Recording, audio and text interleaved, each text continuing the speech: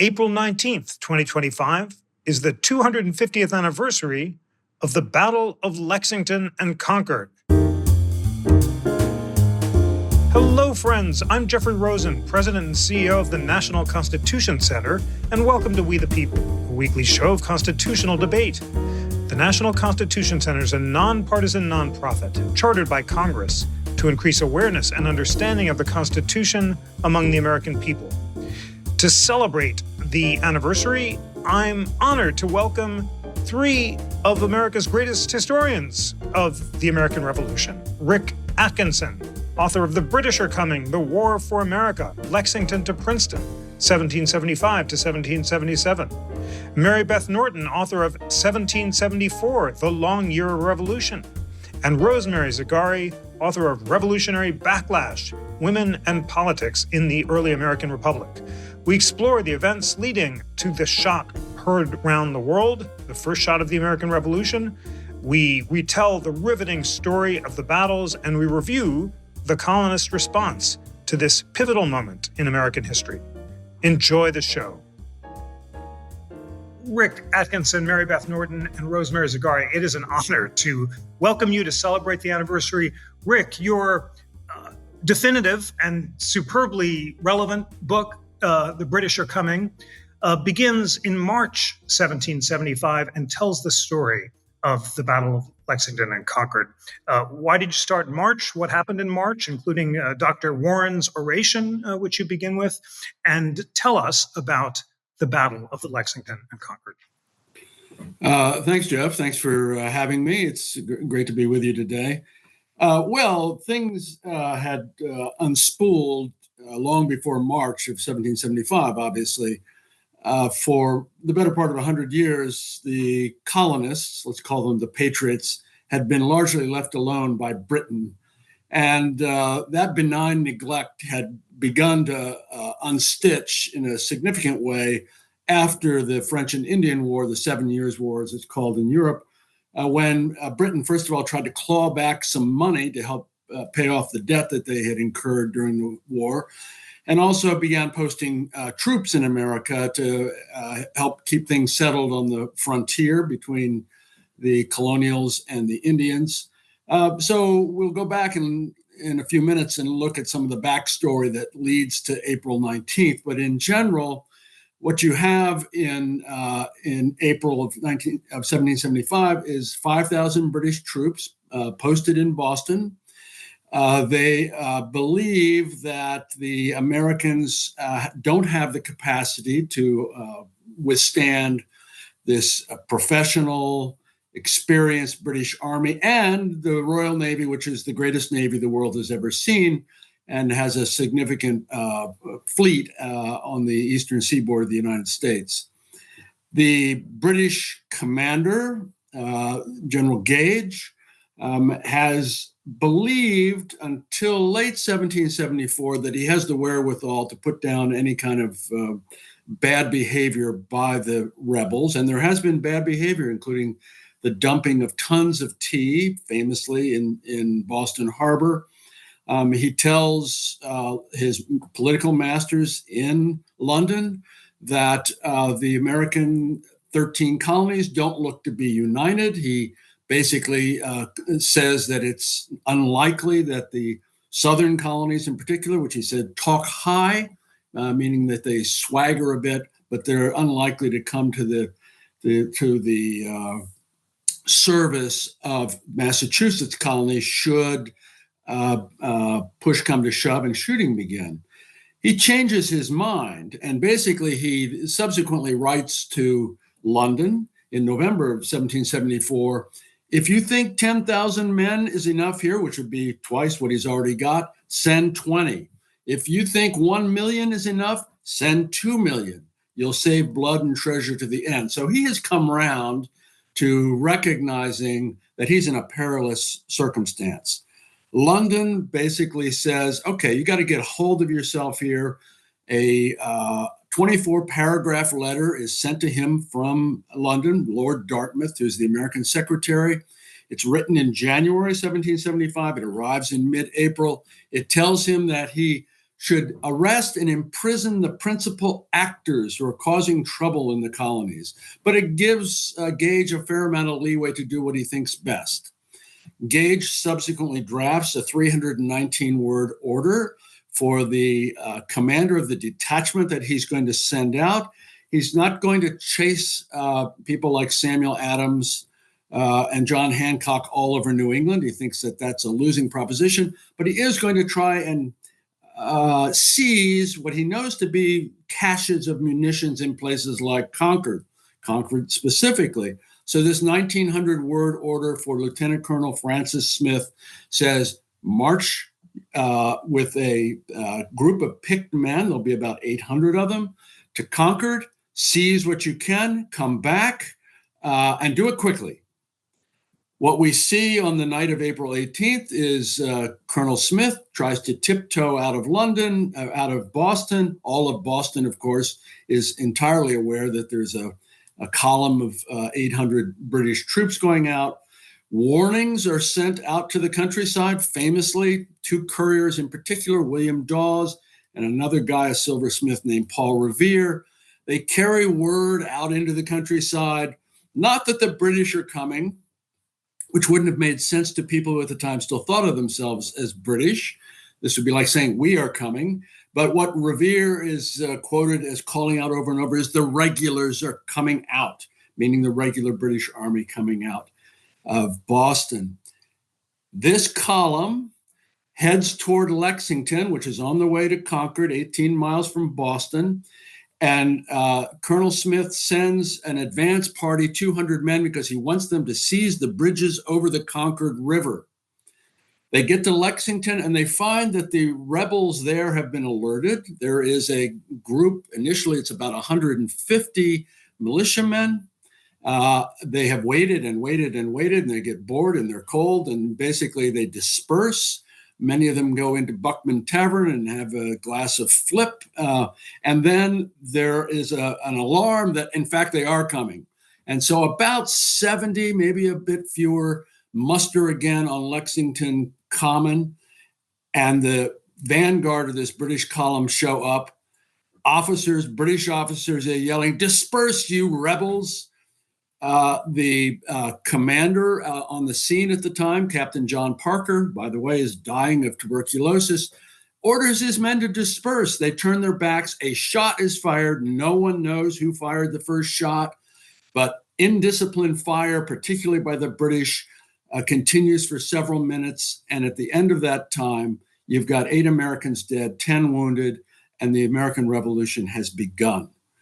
The British soldiers gather together. The rest of Colonel Smith's column closes up. They've got 800 men again, and they're going to march on to Concord.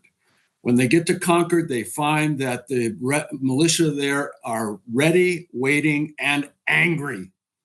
And what we're going to have in Concord is a decision by the local commanders to not fight in Concord, but to retreat across, famously, the bridge over the Concord River. And they will fight there where they've got better fields of fire.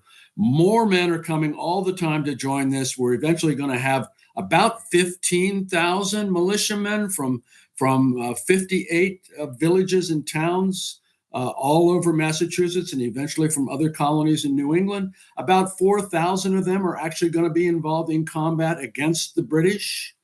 It's going to be a long, bloody day for everyone, but particularly for the British. 2 things I'll mention, and then we'll move on. One, the shot heard around the world, famously, it's estimated that about 75,000 rounds were fired by the Americans during this long day at Lexington, Concord, and the British retreat to Boston. About 1 out of every 300 of those rounds actually hit a red coat. Muskets were notoriously inaccurate, but when you have 75,000 rounds being fired, you're going to hit eventually about 259 British soldiers are wounded, 279, and 79 of them are killed. But the shot heard around the world probably missed. Second, the British quickly discerned that the Americans were shooting, specifically aiming at the officers. And it's true that the Americans eventually made it a practice of aiming at the reddest of the redcoats, those that were almost vermilion in hue, because they were usually worn by officers who could afford the more expensive dyes that made those coats pop. And the belief was that if you kill or incapacitate the officers, discipline falls apart and you've got a leg up. And this begins really on April 19th, 1775. I'll stop there. We'll pick up the rest of the battle later. Bravo. We're all just at the edge of our seats. What a superb narrative of the battle. We all now will know that we have to declare the regulars are coming out rather than the British are coming when we reenact this battle. And thank you so much for the incredible details which bring it to life. Mary Beth Norton, in your important book, 1774, you described that you chose to write about that year because you wanted to understand the battle between loyalists and patriots, which was far more intense and prolonged than the standard histories gave credit for, and also explore some of the clashes before Lexington and Concord that gave rise to the Revolution, including the powder alarm clash, which was seen as a dress rehearsal for what happened in April 1775. Tell us about 1774 and why you chose to write about it and what we can learn from it. Thanks, Jeff. I'm happy to talk about it. So 1774, I decided was really the crucial year. And I decided that long ago because of my work on the Loyalists in my dissertation, because that was, it seemed to me, when loyalists and disloyal people separated over the course of the year. The powder alarm is a fascinating dress rehearsal for Lexington and Concord. It occurs in September of 1774, so very early. A rumor spreads through the countryside. I won't go into the origins of it, but a rumor spreads through the countryside that the British are bombarding Boston. And so thousands of militiamen, in fact, move in from the countryside and they join up with others on Cambridge Common, where they're prepared to attack whatever is happening in Boston. There really is, it's very disorganized at that point. And the Boston Committee finds out what's going on, and they send people out and they say, no, it's a false rumor. Nothing's happening. Go home. So people do, in fact, go home. They yell and scream and force a couple of people to resign from their positions and so forth, but they leave. But it shows that when the news went out to the countryside, just as it did, as Rick was talking about, people gathered. The militiamen were ready. They may not have had full sets of ammunition, but they would muster. And so the powder alarm was actually a very important dress rehearsal.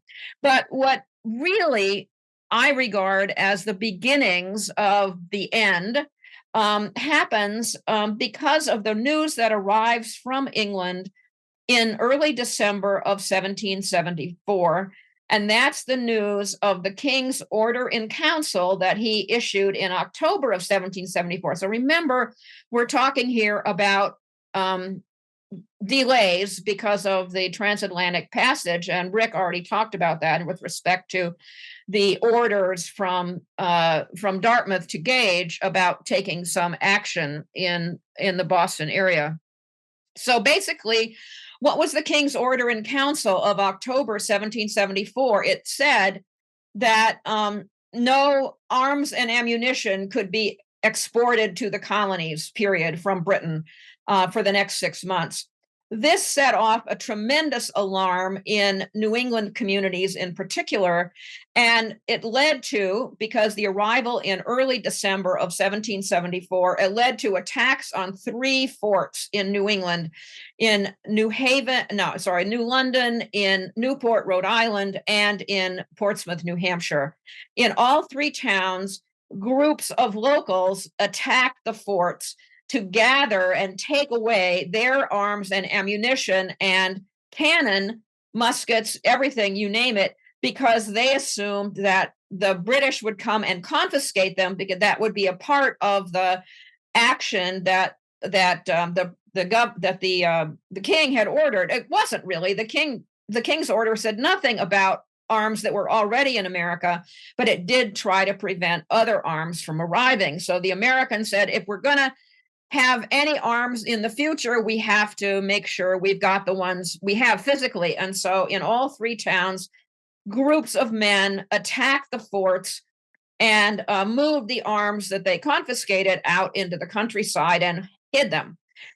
Now, the British, or rather the local authorities, were terrified by this. And in fact, about this time in December of 74 and January of 1775, I started reading these letters from the leaders of the colonies, that is the governors and the other appointed officials from Britain. And they all said, these people are absolutely ungovernable. Everything is falling apart here. Several governors said, if I tried to enforce any rules, and this is certainly true of the governor of New Hampshire, we're dealing with the people who attacked the fort there in Portsmouth.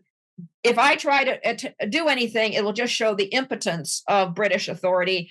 And literally everything is falling apart. So what I found very interesting was this idea in December of 74, January of 75, that everything is falling apart from the standpoint of the guys who are trying to enforce what's going on at the time. And indeed, I found that it wasn't just the revolutionary, it wasn't just the governors and so forth. It was a lot of regular Americans writing to friends in England saying, everybody is in favor of the Continental Congress. Everybody is obeying the Continental Congress. Nobody's obeying the king. Nobody's obeying the parliament.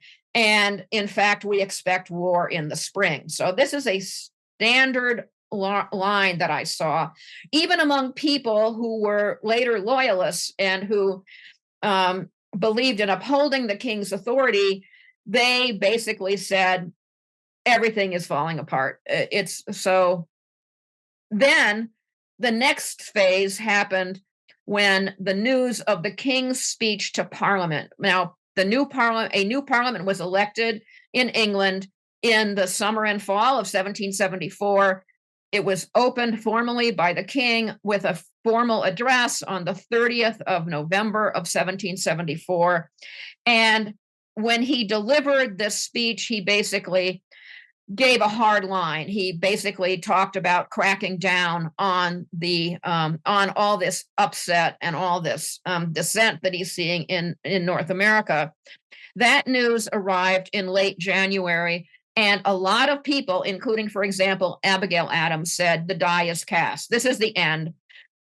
We're going to have war for sure. The die is cast, I discovered, is a quote that's used by a whole bunch of people in this immediate aftermath of learning about the king's speech. And again, they learn about it in January, in late January, but it's delivered in late November. And then the final straw of these events before the battles comes in with the bombshell of early April, when the news arrives that Parliament in mid-February had declared the colonies to be in rebellion. And that's the final straw. And so I have to say that when the regulars marched out of Boston on April 19th, it wasn't a surprise to anybody because they had all expected this for months. So I'll stop there. So interesting. Thank you so much for signaling these transformative events, in particular the King's speech in November and Parliament's declaration that the colonies were in rebellion in April, that transformed public opinion. And you so interestingly remind us of the effects of slow communication technology, the fact that people expected different news, and the fact that the debate was completely transformed when these news arrived. Rosemarie Zagarri, I'm so excited that you are contributing an essay for the National Constitution Center's Civic Toolkit about Jefferson's list of grievances in the Declaration of Independence and tracing them back to clashes between the colonies and Britain that occurred as early as the 1760s. I think that's going to be an invaluable civic education service. Give us a sense of what some of those grievances were and the broader political and economic context that led up to the Battle of Lexington and Concord. Okay, thank you, Jeff, and thanks for having me. Well, I think one of the big questions here is, how did Massachusetts become the center of the nascent rebellion against against Great Britain? And Massachusetts was, from a very early date, a very active participant in civic government and self-government. Their whole tradition of town meetings, a very robust assembly. But they were loyal subjects of the crown, and like most other colonists at the end of the French and Indian War, they didn't anticipate separating from Great Britain. But as Rick mentioned, circumstances changed, and Parliament, for the first time, started taxing the colonists directly, and that changed the game. And Massachusetts, the people of Massachusetts, the political leaders of Massachusetts, very quickly took the lead in resisting what they saw as parliamentary infringements on their right to self-government. And so you see some of the most violent and some of the most robust actions against the Stamp Act of 1765 in Boston and in Massachusetts. In fact, a rioting mob in Massachusetts in the summer of 1765 attacked Lieutenant Governor Thomas Hutchinson's house and actually dismantled the house, hacked it apart, stole his valuables, and his family barely made it away with their lives. So Massachusetts was gaining a reputation for radicalism. After the repeal of the Stamp Act, I think some people hoped that things would go back to normal. They did very, very briefly, but American colonists were on the alert. And in 1767, Parliament passed the Townshend Acts, which the colonists once again saw as an infringement on their own right to tax themselves. And so there was once again a revival of protest. And it's at this point in 1768 that the British decided to send in 2 regiments of troops to Boston. And they entered on October 1st, 1768. And on that date, a woman named Mercy Otis Warren, whose family was at the center of the revolution in Boston, she wrote these words in a book she published, The History of the American Revolution. "The American War may be dated from the hostile parade of this day, a day which marks with infamy the councils of Great Britain." So in her mind, and in the minds of many other colonists, the use of a standing army against what they regarded as peaceful civilians was really a major turning point. And the relationship between Bostonians and Massachusetts deteriorated further from there. That led to, of course, the so-called Boston Massacre in March of 1770. Situation continued to be tense after that.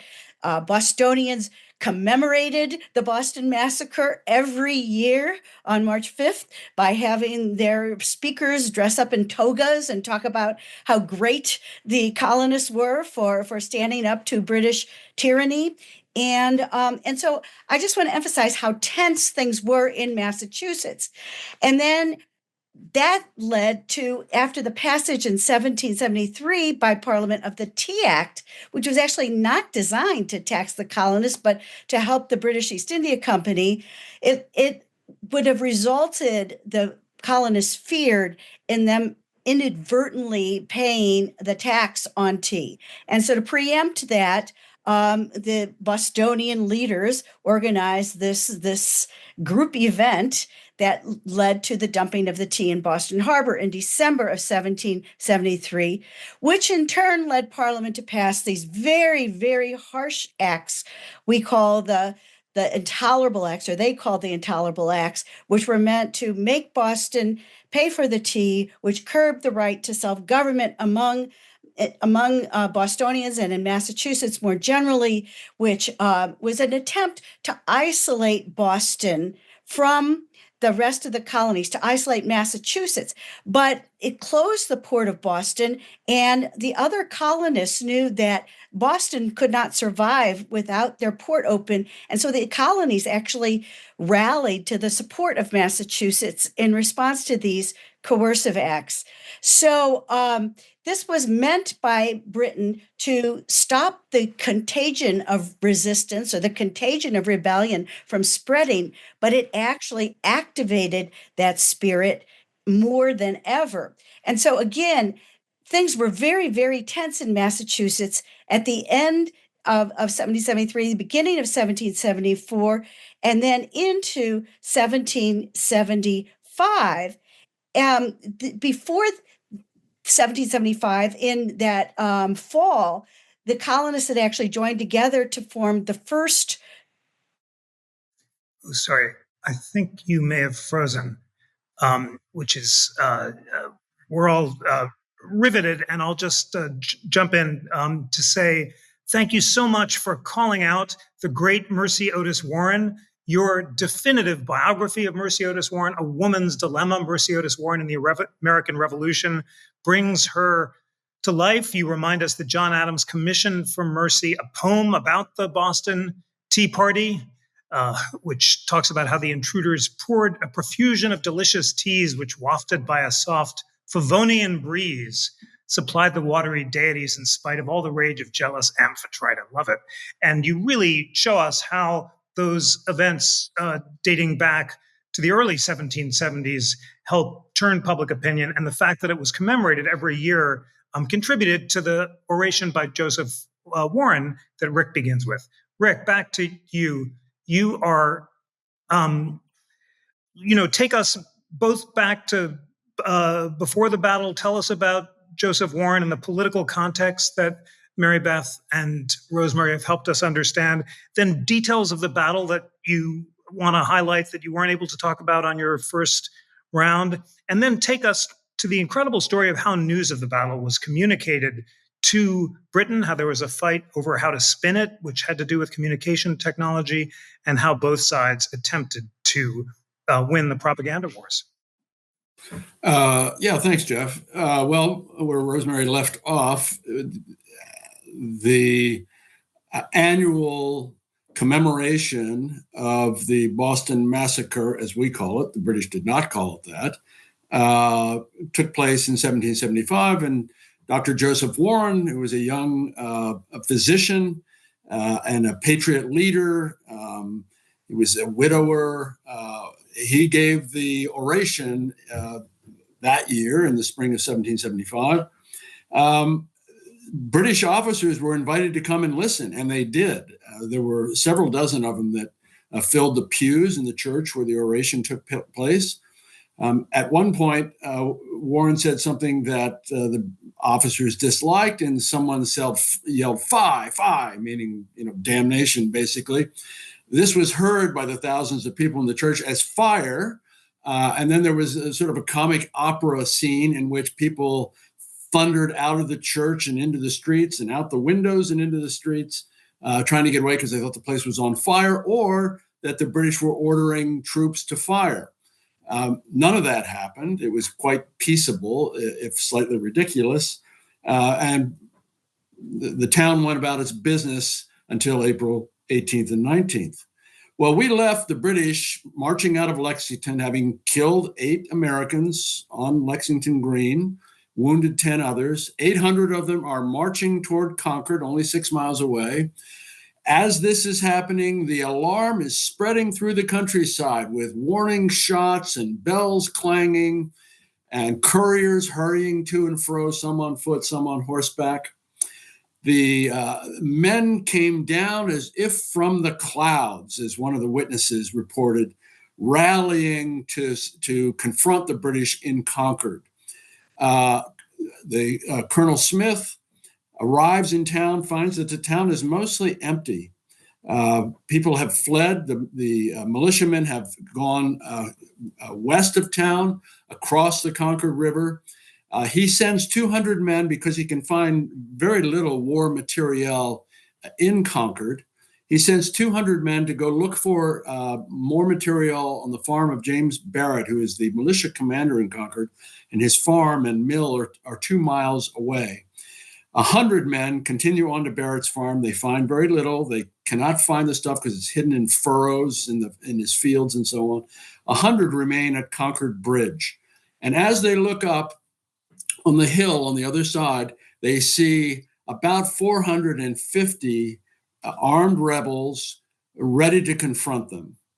And that number is growing on Punkatasset Hill by the minute. The rebels see smoke rising from Concord just to the east, and they think the British are burning the town. In fact, they've started a bonfire with some of the war material that they found. It spreads briefly to the town hall. British soldiers help put the fire out. They're not trying to burn the town, but they don't know this on Punkatasset Hill. The rebels begin moving down toward Concord Bridge. There's a direct confrontation. The British retreat back across the bridge, these 100 men who are left there to guard the bridge. Shots again are fired. We know this time the British fire first. And there is a brief exchange of fire. 2 Americans are killed.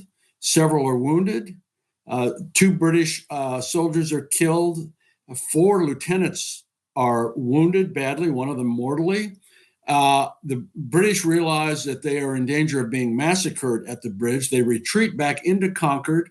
The Americans give pursuit, but not very far. There's an atrocity. It's the first atrocity of what will be many during the course of the war. A wounded British soldier is on the bridge. He's trying to get up. He's badly wounded. An American soldier, American militiaman comes along with a hatchet and knocks his brains out. It's basically killing prisoners. The British at this point know they've got problems. The 100 men who have gone to Colonel Barrett's farm come back into Concord. Colonel Smith knows he's got to get 18 miles back to London, back to Boston, knowing that the rebels are inflamed. He organizes his troops, and about noon, they head back down what is today known as Battle Road, the road to Boston. The first mile, it's pretty easy because it's a wide road. It's a 4-rod road, meaning a rod is 5.5 meters. So it's 66 feet wide. The British can march 8 abreast. But when they get farther away from Concord, the road narrows. There are bridges in which the column is canalized. And then the skirmishing begins in earnest.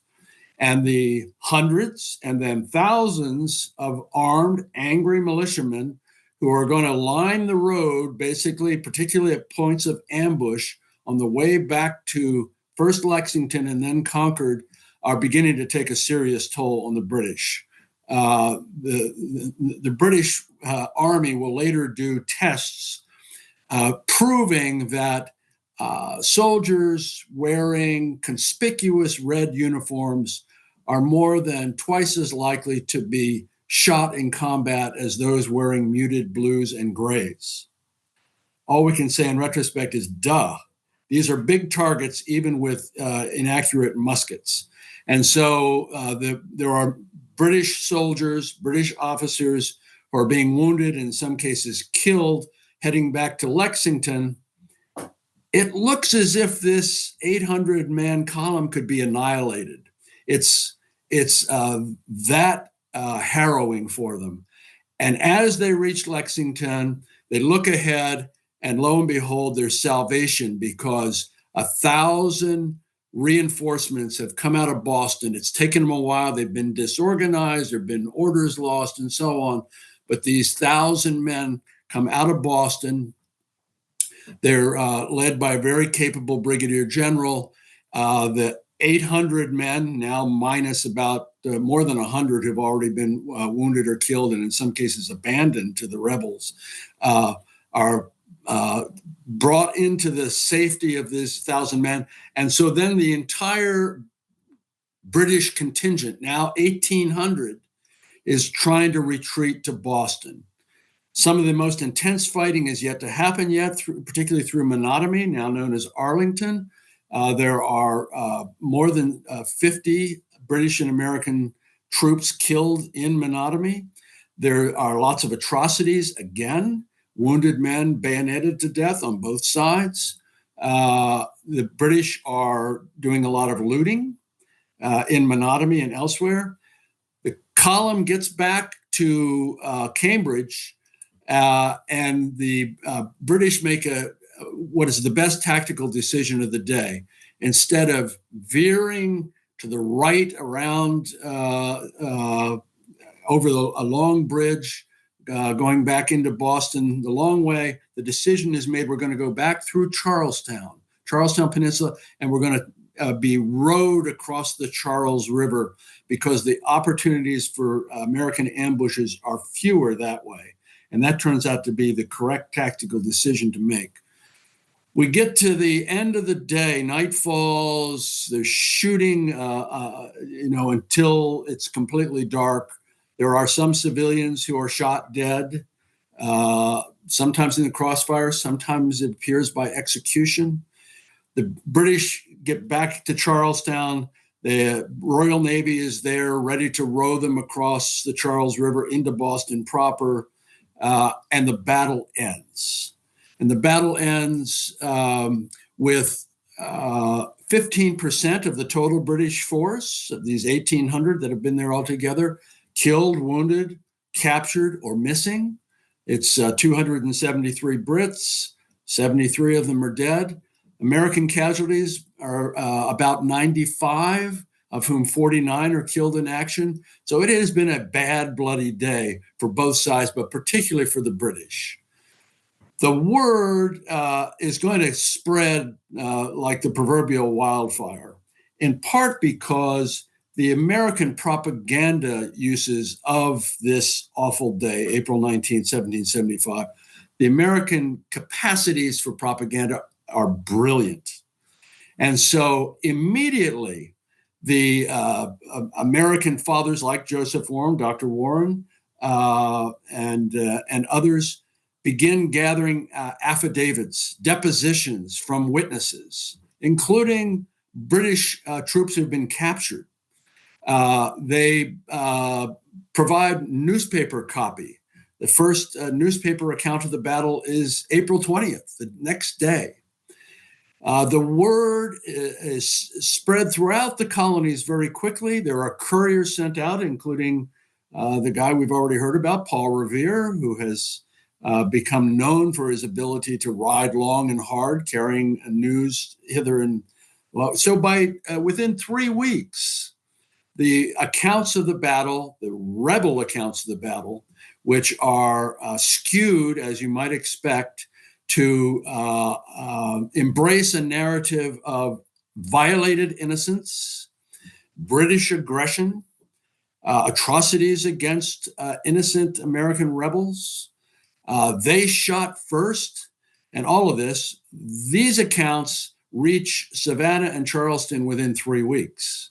At the same time, the Americans charter a fast vessel called the Cuero, and copies of these depositions, copies of these newspapers, copies of the rebel narrative are put on the Cuero, and the Cuero crosses the Atlantic in almost record time. It's 29 days. It arrives in London, in Britain, in late May.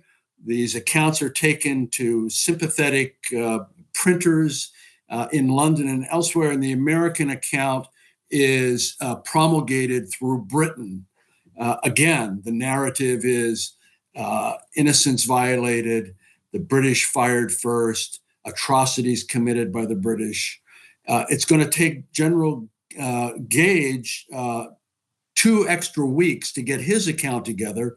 It's very bare bones.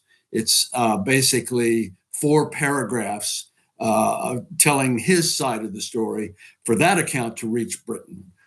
So by this time, the Americans really have a leg up when it comes to controlling the narrative and influencing British public opinion, and more important, arousing the 12 other colonies to recognize, A, we're at war. There's no way around it. We're at war. And B, the British are at fault.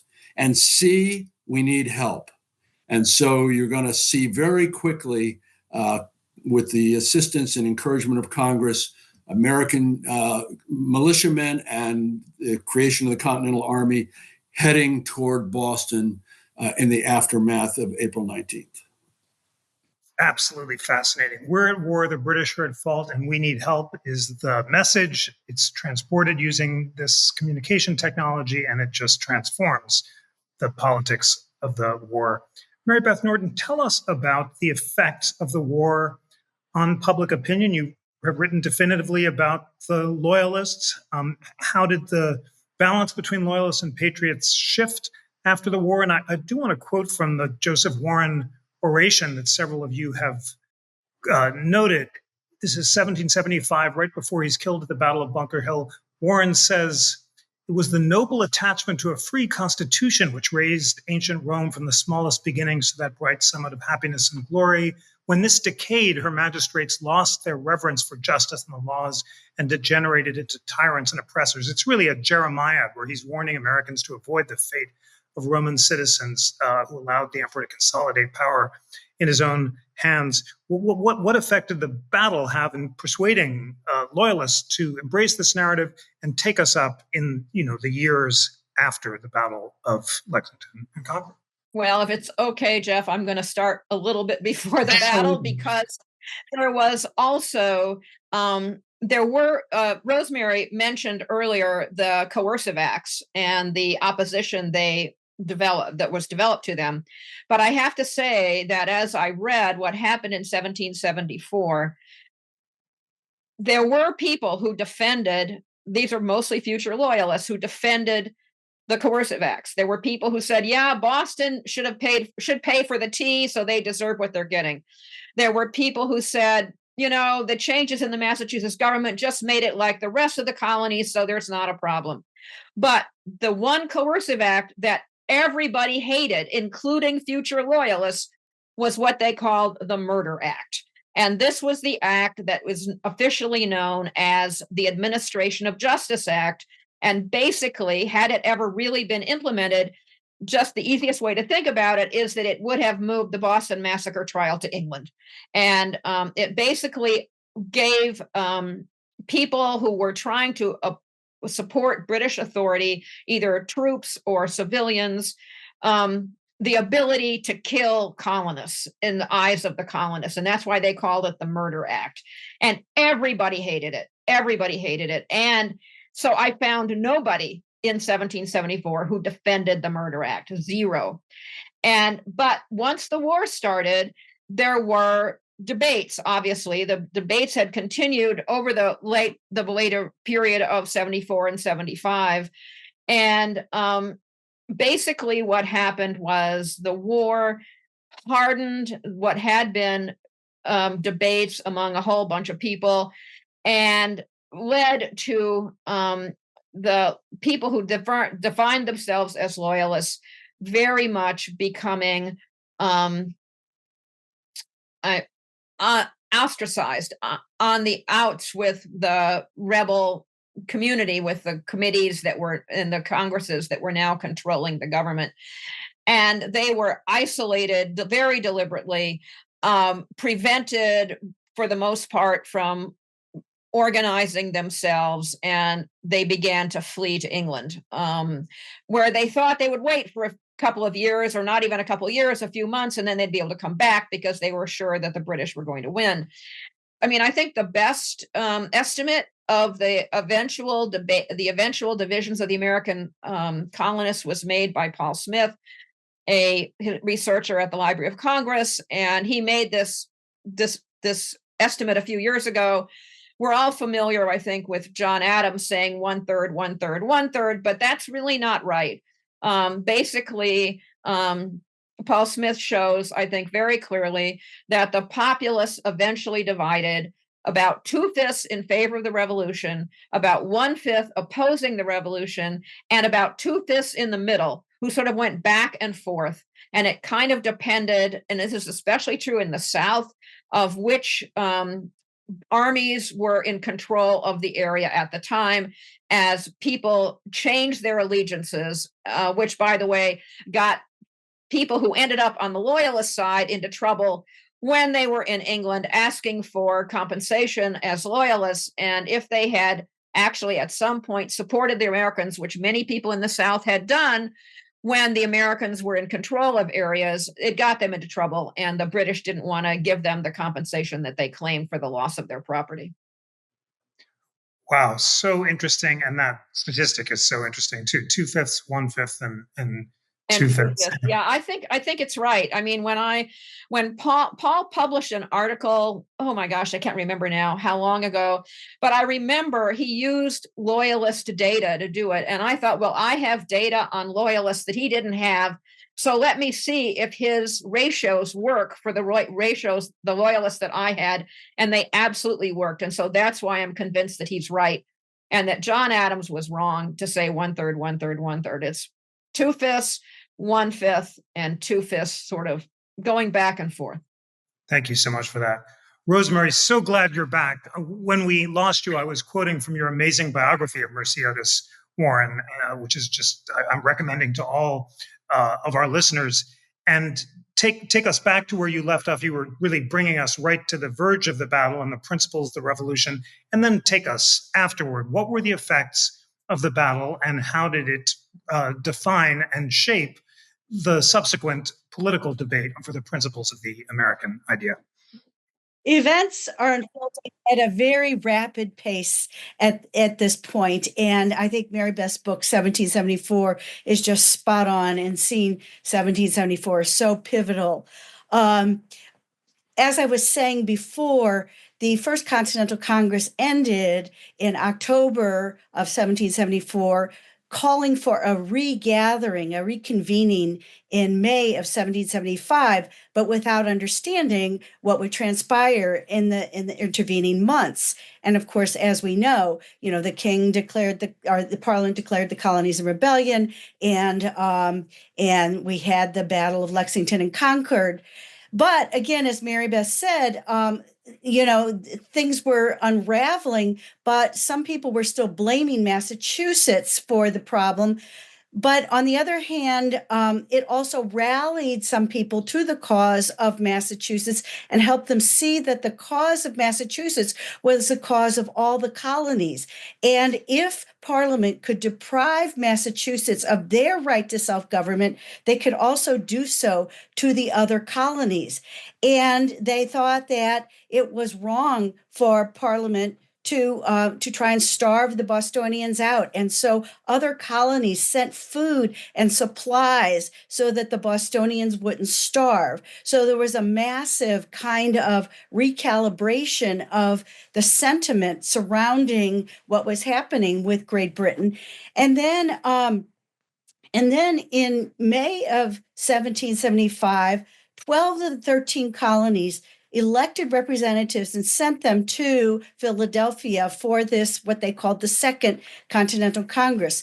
Now, remember, this has no official legal standing. This is a gathering of the colonists that is outside the bounds of the royal system. It had only the authority that the people in the colonies granted it. But by this time, there was wider support, at least for resistance, though not yet war. Still, these intervening events had made the political leaders of the colonies realize that they had to put themselves on a war footing. And so in June of 1775, in the wake of the Lexington and Concord, the Continental Congress organized a Continental Army and appointed George Washington at its head.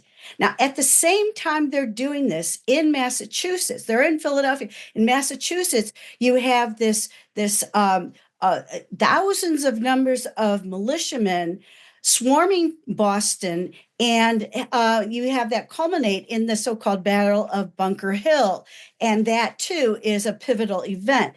But I want to emphasize that we're in June of 1775.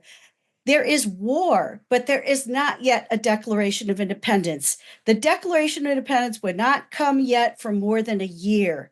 And why was that? Well, it took over a year for the leaders of the colonies to believe that they had a majority of the people or enough of the people on their side to be able to mount some sort of effective resistance against Great Britain.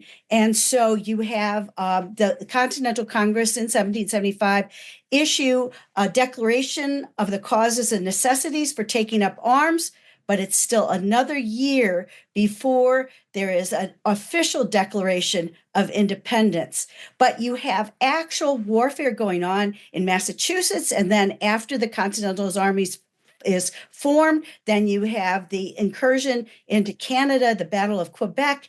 And so I think it's important that people understand that the war started in the wake of Lexington and Concord, but a year before independence was declared.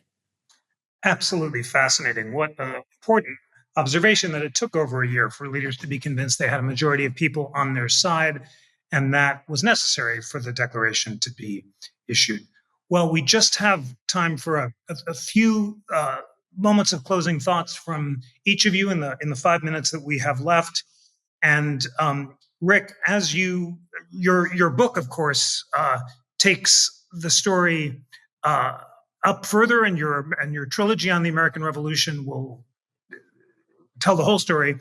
But why don't you tell our audience the effects of the Battle of Lexington and Concord, and how did it make possible the issuance of the Declaration of Independence a year later?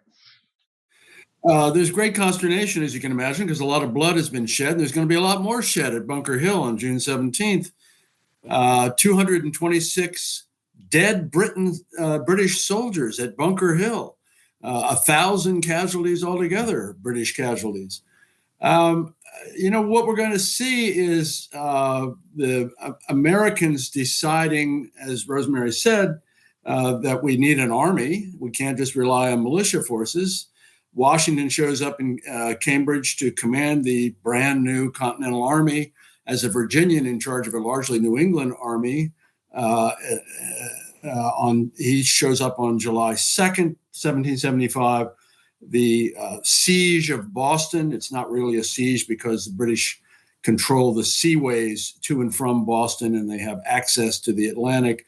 But nevertheless, they're in dire straits in Boston because they are fundamentally surrounded by still angry rebels.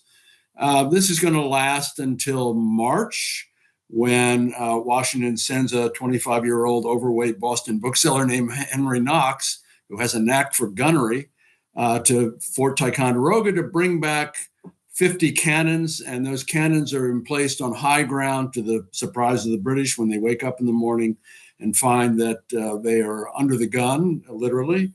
And so they evacuate Boston very quickly, and the war is going to move on eventually to New York, where things go better for the British. It's the beginning of an 8-year civil war, and it's a civil war on several levels, including obviously between British citizens in America and British citizens in Britain. It's a civil war between Indian tribes. 6 nations of the Iroquois have gotten along quite well for a century. And now they're going to have to choose sides. And 4 of them are going to back the British, 2 of them are going to back the Americans. And then within America, it is really our first civil war. Mary Beth quoted the statistics. You can see that there are at least as many people just trying to stay out of the way as firmly committed to one side or the other. So it all starts on April 19th. And when the bullets start flying and men start dying, it's time for people who have been arguing over principles and self-rule and taxation to decide whether they want to take this into a full-fledged war, which, of course, is what's going to happen. So powerful. A civil war between Brits and Patriots, among Indian tribes and within America. And you tell that story so powerfully in your books and also in the new Ken Burns documentary on the American Revolution, in which you're a central voice explaining how the war unfolded over the next years.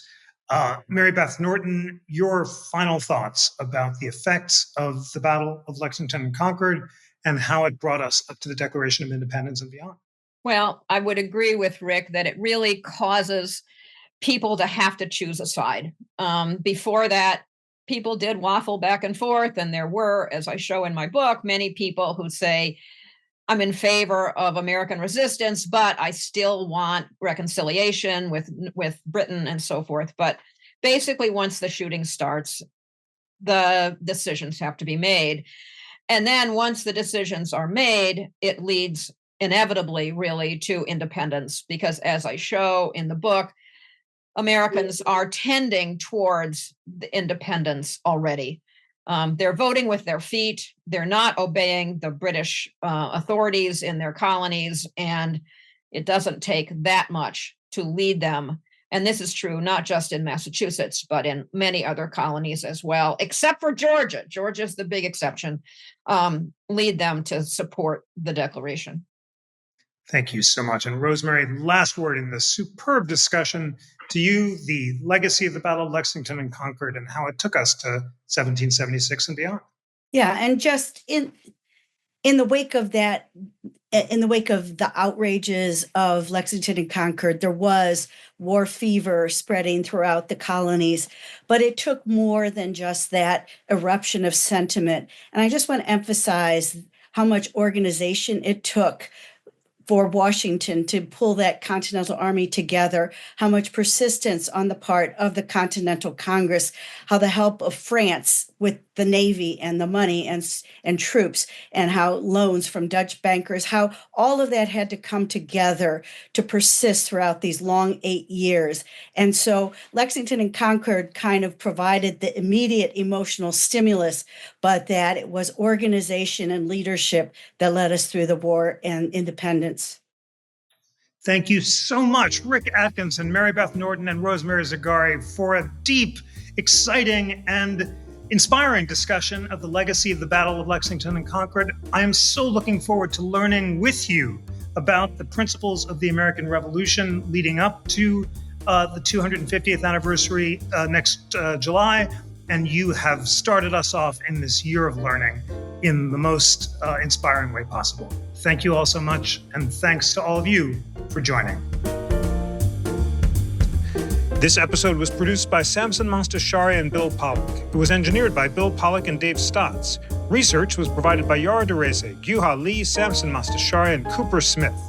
Please recommend the show to friends, colleagues, or anyone anywhere who's eager for a weekly dose of historical and constitutional illumination and debate. Check out the new Constitution 101 class at constitutioncenter.org/con101. Sign up for the newsletter at constitutioncenter.org/connect. And always remember, dear We the People friends, the National Constitution Center is a private nonprofit. This podcast and all our work is only possible thanks to the generosity, passion, and engagement of people across the country who are inspired by our nonpartisan mission of constitutional education and debate. As I travel around, I'm so grateful to those of you who tell me you like the show and who support it by donating $5, $10, or of course more. Please consider donating at constitutioncenter.org/donate. Happy 250th anniversary of the Battle of Lexington and Concord. And on behalf of the National Constitution Center, I'm Jeffrey Rosen.